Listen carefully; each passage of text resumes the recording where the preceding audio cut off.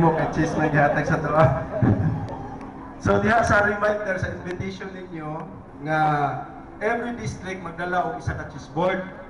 So gusto lang ako may bal-an karon sa upat ka district kung nagdala ba tanan og cheese board, kay kung wala makapalit kita cheese board dito sa ubos.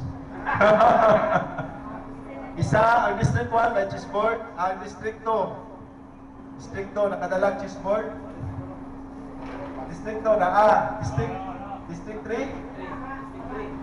3 na wala. Okay, wala yung problema. Parihat na wala.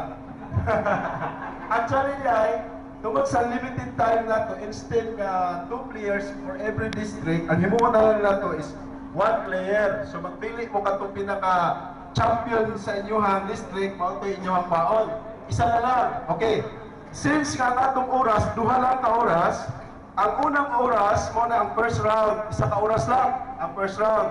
So maghampang ang District 1 versus District 2. No, hampang na sila, District 1 versus District 2. Then sa isa naman ka chessboard, maghampang ang District 3 o ang District 4. So amo na siya ang first round. So isa ka oras na siya.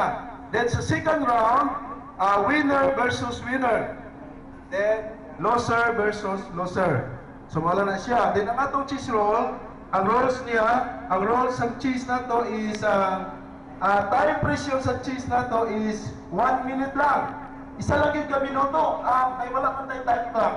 Wala man tayong time clock. So isa lang ka minuto ang pinaka limited niya na oras na kinahanglan mo move na siya. Then no coaching. No, walay pag tudlo. Then one arbiter in every game. So doon ay isang arbiter. No draw. Walay tabla.